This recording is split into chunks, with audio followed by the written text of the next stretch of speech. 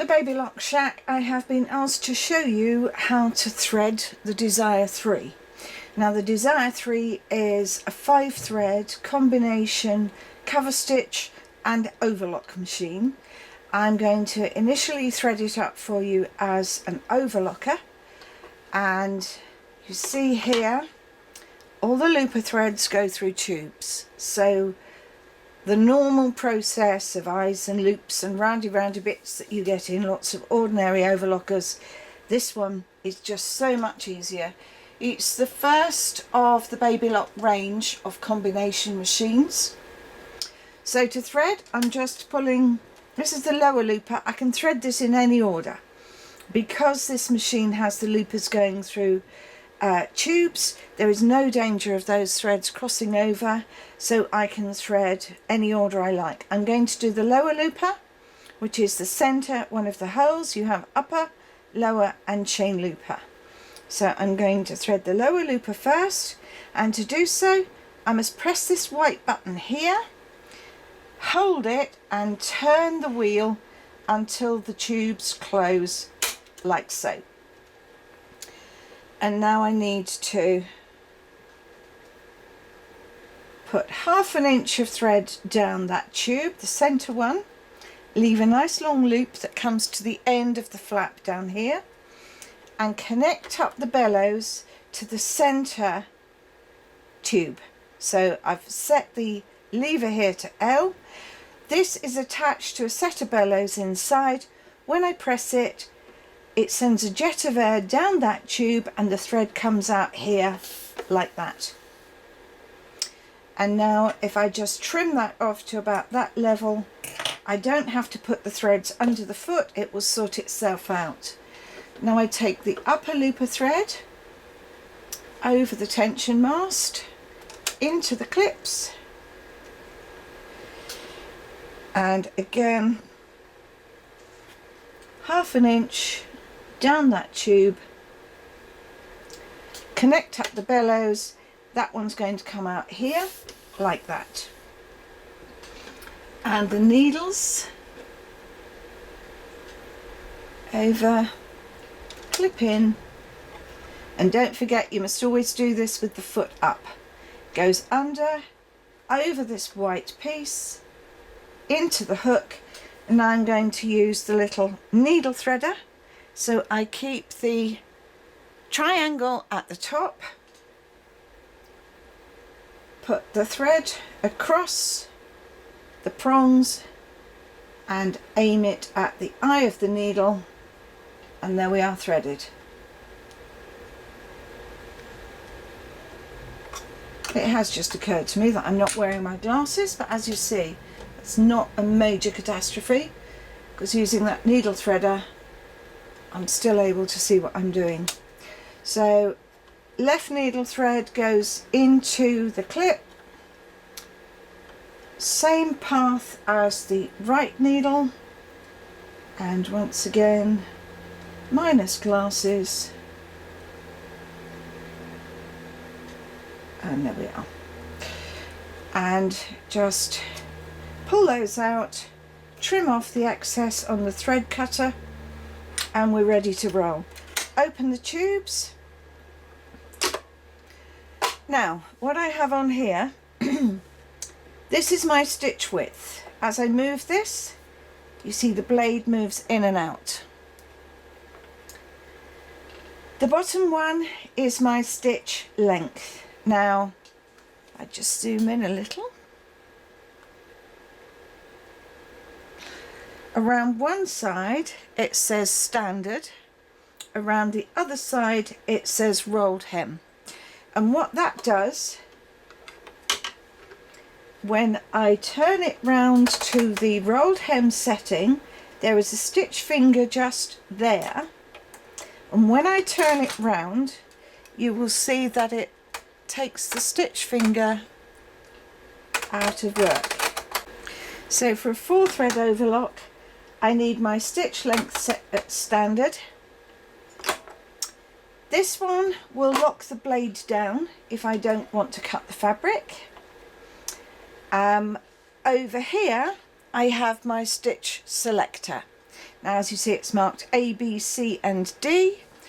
A is my wide seam using the left needle, B is a narrow seam using the right needle, C and D are my rolled hems, C is for thick fabrics and D is for fine fabrics. That gives me automatic tension entirely on the overlock side of the machine. So if I now set it to A, with my stitch length at 3, my stitch width at maximum, we're ready to do our first sample.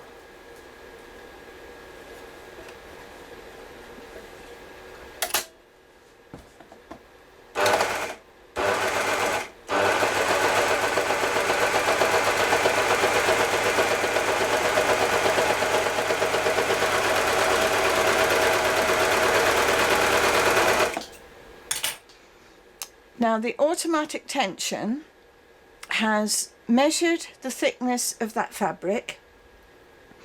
It has adjusted itself. There is a sensor under the presser foot which detects the thickness of the fabric, so it will adjust itself automatically, and therefore whatever the fabric you put under, this is a sweatshirting, whatever the fabric you put under there, it will adjust itself automatically.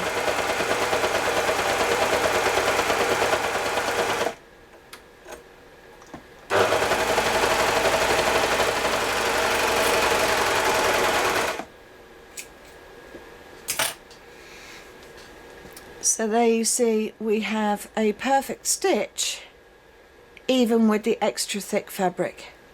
Now the lever over here, which I haven't yet mentioned, let me just zoom out a little bit so you can see the one I'm talking about.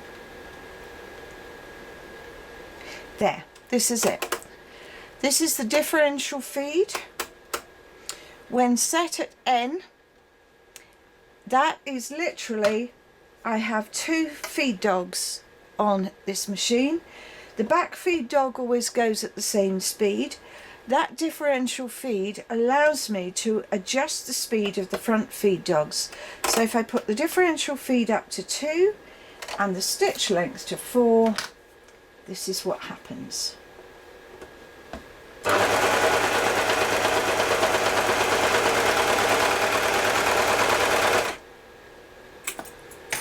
It gives a really, really efficient gather.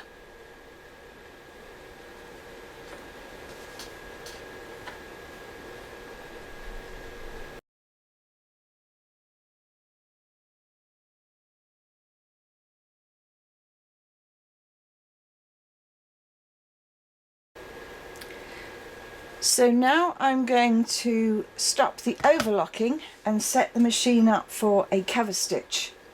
So we'll take out all the threads,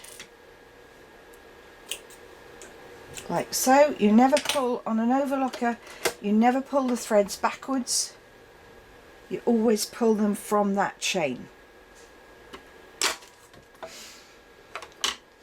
So all of these come off.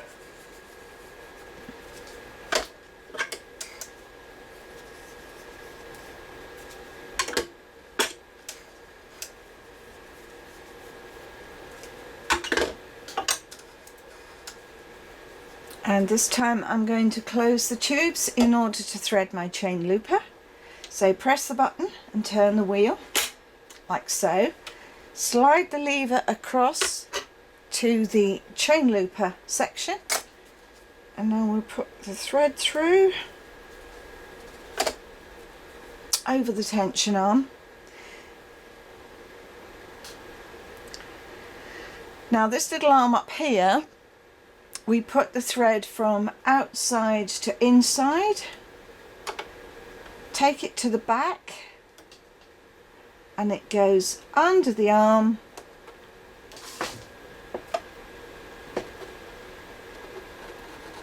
and over the shoulder like so.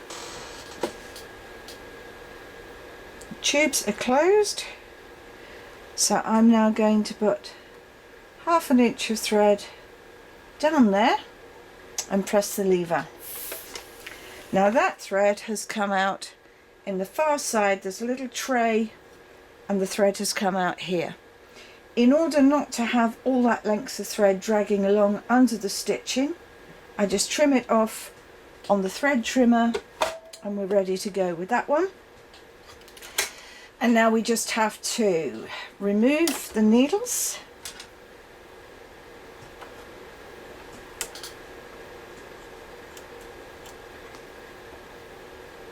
So I'm taking out the overlock needles,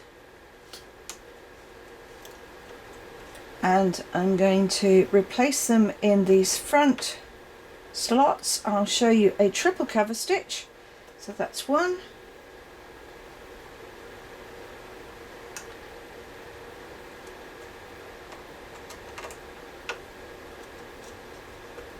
two,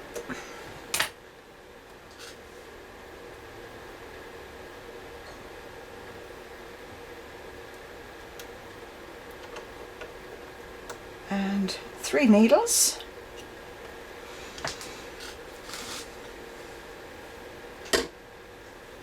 So they go over the arm. I have to stand up for this bit. There is a loop at the back, and they have to come up and through the loop, down the thread channel. Make sure that the foot is up, and then give it a little tug to make sure that the thread is between the tension discs. And behind those 2 arms.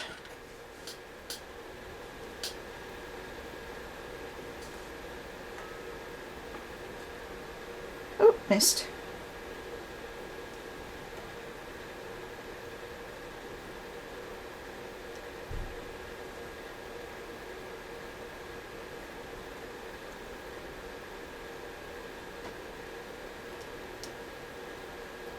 Okay, that's interesting. You might wonder why I stopped the video there. It's because I found that my rather ancient needle threader has been used for so many years that I have actually bent the little prong that's inside, and I have just discovered that it only works one way up. Now that is something I have never discovered before, and hopefully something that I should remember. If it doesn't work one way up, turn it upside down. Story of my life. Again, under the first, over the second of those silver bars there, through the 2. I'm going to have to put the foot down. You will probably notice the cover stitch needles are actually not aligned. The one on the left is lower than the one on the right. This then reduces the impact on the motor. So rather than the motor having to push the needles, 3 needles through the thread, it does 1 at a time. It means that it will cope with thicker fabrics more easily. You will also notice on these machines, on the Baby Lock machines, that the needles all have a vertical penetration. Again, for that reason, it means that you can use heavier fabrics without any problem. Isn't that amazing? It works one way up and not the other. Okay, there's all my 3 needles threaded. I prefer, this is just a personal thing, to actually get those threads through the foot. So I just do 1 turn and pull it out from there. Alternatively, and I do highly recommend this, I will often use the cover stitch foot for my cover stitch hems and so on, because I find it is much narrower and much easier to cope with difficult or lightweight fabrics. I'm sorry I did that without telling you what I was doing. I've taken off the overlock cover And I'm now going to put this one on.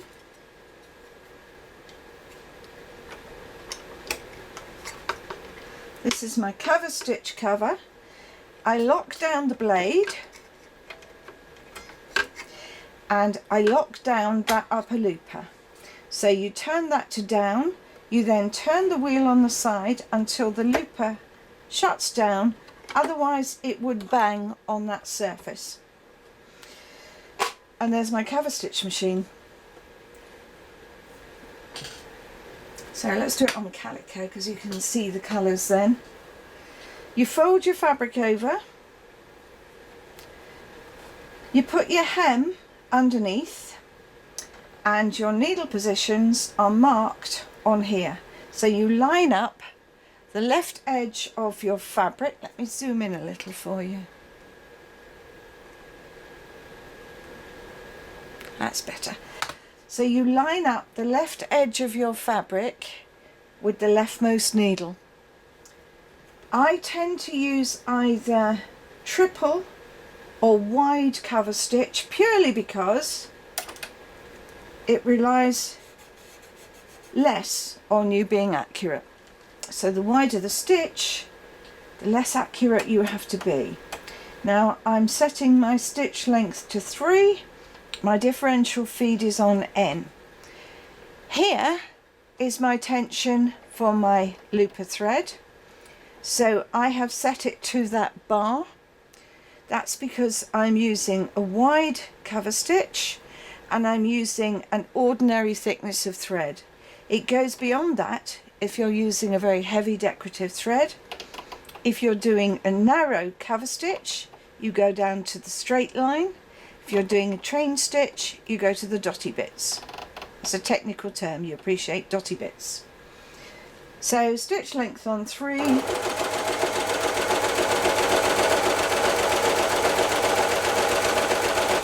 If you want to come off the edge of your fabric, set your stitch length to 4.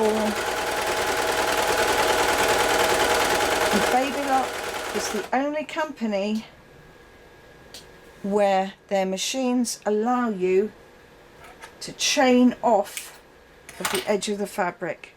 So there is my chain stitch, there is the tail,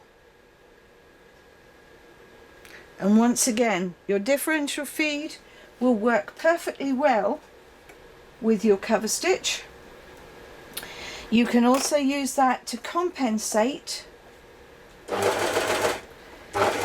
if you've got very stretchy fabric and you find it's getting squished as it goes through the machine.